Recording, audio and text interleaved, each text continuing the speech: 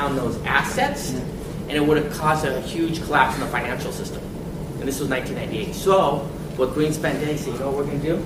We're going to give you the money to bail you out. And that was the first huge bailout, and that's what set the precedent. And that's how we know what the Fed is going to do from now on, because that's what they've done 3 or 4 times since. So, and we can decide on our investment based on that information. And that's why Yellen can't lower the rates, because that right there, when Greenspan bailed them out, led to what? 1999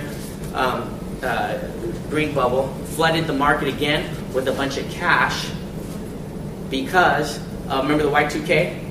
Yeah. Okay, so the Y2K thing was going to be a huge deal because they thought that the computers were going to go to 1900, right? And screw everything up, and then people couldn't get their money out. So Greenspan, that's where he gets the name green bubble, flooded the market with a bunch of cash. So we had all this cash. Where'd all that cash go? Because these guys are idiots, because they base the stuff on theory instead of actual. Because Greenspan never created a job, Bernanke never created a job, and Yellen never created a job. So all the stuff that they do is based on theory. So they figured, oh, if we print all this money, this is going to happen. Well, in 1999, when they did all this stuff with the Y2K, where did all that money go to? That's right, the tech bubble, right? The biggest tech, the NASDAQ was up 5,000 or 6,000, right? The tech, it all went to tech. So all that money went into tech. And then what happened in March of 2000? So nothing. First of all, nothing happened, right? When the year turned 2000, the computers were fine. Nothing happened, right? So all that money that was printed was not needed. So what did Greenspan do? They tried to pull the money out. They did pull the money back. They raised rates a little bit and reduced the liquidity. And what happened? 90 days later. That's right, March of 2000. The dot-com blew up. Well, yeah, idiots. What do you think is going to happen? You give someone crack and you take it away from them, they're going to blow up. Right? Right? And so that's what's in Yellen's head.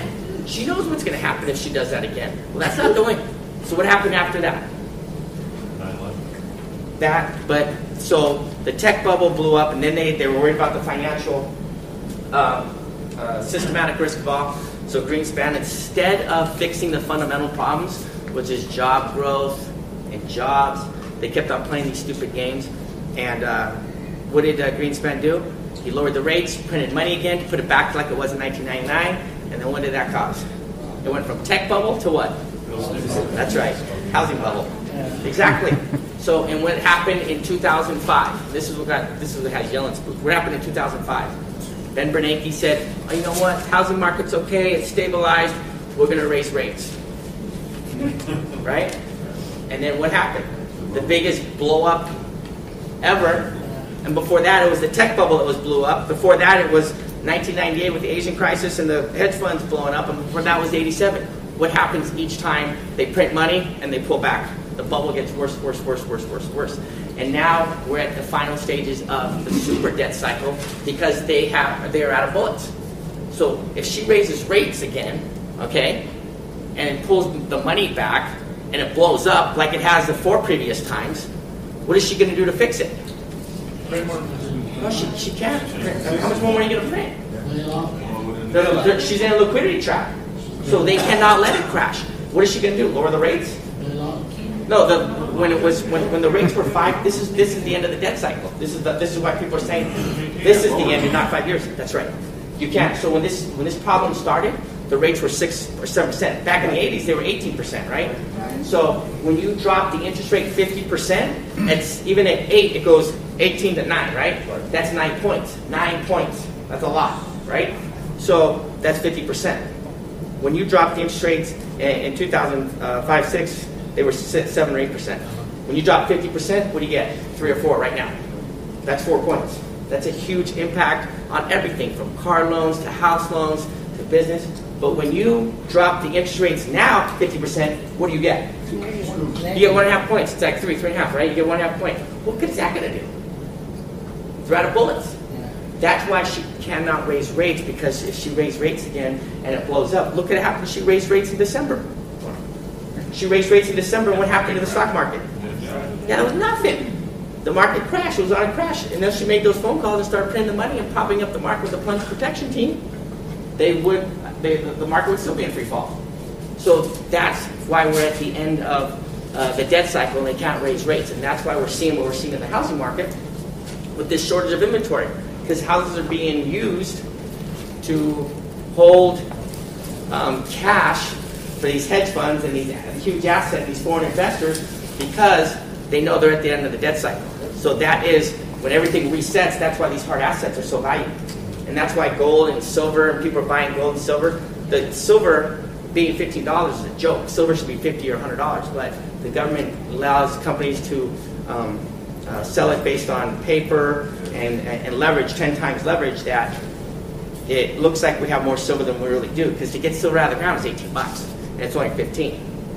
So the end of the debt cycle is right now, here. So that's why we're seeing, and this is important for real estate so you can market and adapt. So does that mean like the next stage is World War? Where do you go from there? No, they just reset everything. That's why people are buying hard assets.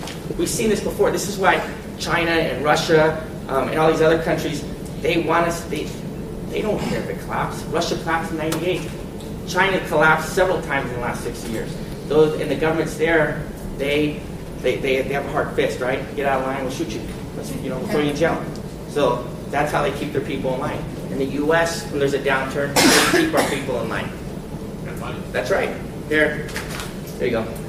There you go. Tax refund. Yeah, they give them money. They print money. Just food stamps, welfare, whatever the case may be. In Russia and China, there's no welfare and that stuff. They keep them in line with an iron fist. With here. So if we have a collapse, isn't like a war, it's just a redoing of the financial system. That's what's going to have to be. That's what they're trying to accomplish with a new currency. Because the Russia and China will never be able to overtake the dollar. The dollar's too strong, and it's the reserve currency for too many countries. And the euro is going to break up, so that's not going to be an option. That's a joke. So the dollar will always be the reserve currency. The only way to overtake the dollar is to have everything reset and come up with a new currency. Right. That's why these foreign investors are buying hard assets. Because when they redo it, you have the asset. That's right. That's right. So it's not going to, and we've seen it happen before in Argentina, and like I said, Russia, 98, 99. It's not the end of the world, it's just the reset. But that's the reason why first-time home buyers can't find homes right now, because never before in history has hedge funds purchased real estate, residential real estate. Never before have we seen foreign investors come in and buy single-family homes. Never. Never. Do you have a question? I did. I'm sorry. The end result is the same. I think you want to make it. I'm a little slow on the pickup. You said they're out of bullets.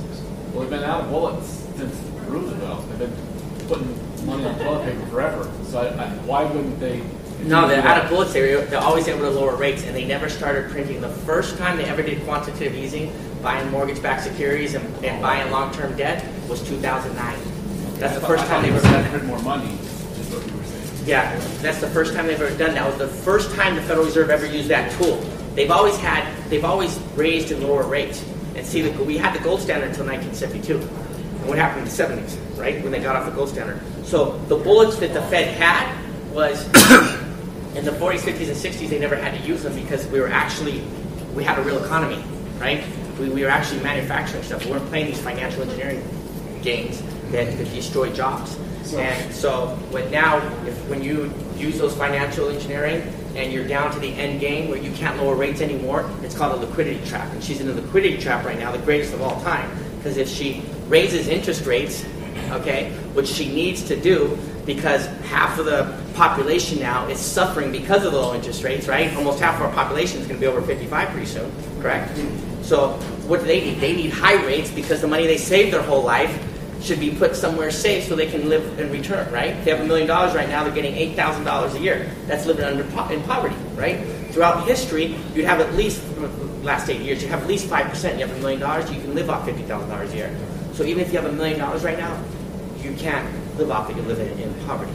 So that's why they need to raise rates, but they can't because they've had all these engineering things down the road. And to give you an idea of how, to your question, how much debt, we'll fast forward. How much time we got? Fast forward a little bit.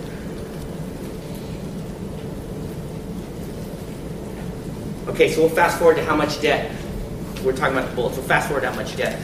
How much debt that has really increased. we have our event at the Las Vegas Investment Club. If you guys want to keep up with this stuff we talk about, you can go to Las Vegas Investment Club, and you can we streamline some of the meetings, and then we also do our monthly newsletter, and it talks just about the Las Vegas real estate, also about the world economy.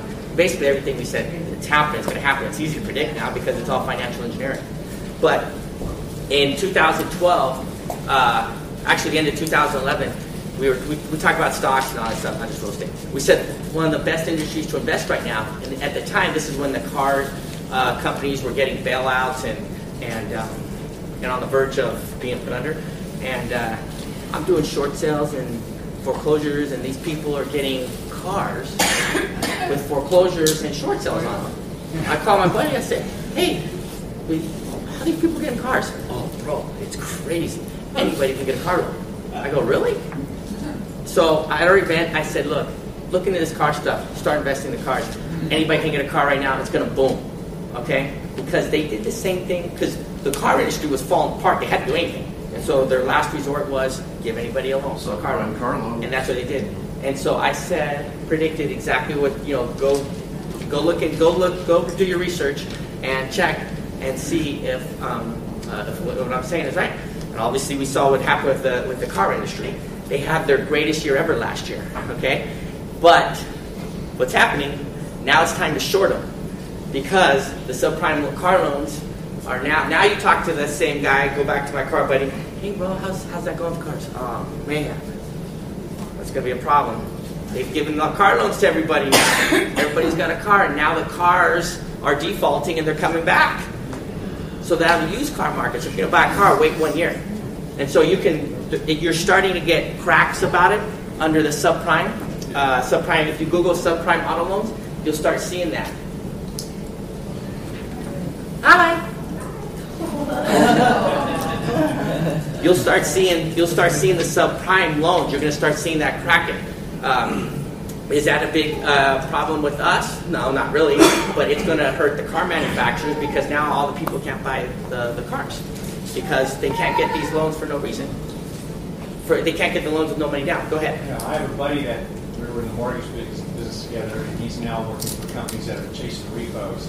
And I call him twice a week to find out what their volume of repos are doing. He says it's at an all-time high. That's right. It's just unbelievable. He says, and it's just all the new cars that they bought 2 or 3 years ago. Now they're picking them up off the street. The guys can't make their payments anymore for some reason, and we don't know why. Yeah, because they're trying to figure out why you getting all this quick water back. My buddy bought a Hyundai, no job, no money down, 7-year loan, $320. Jeez. Okay, $23,000. That's the same. We're saying, and like you said, I agree with you. We're saying, geez, we're doing the same crap with homes, right?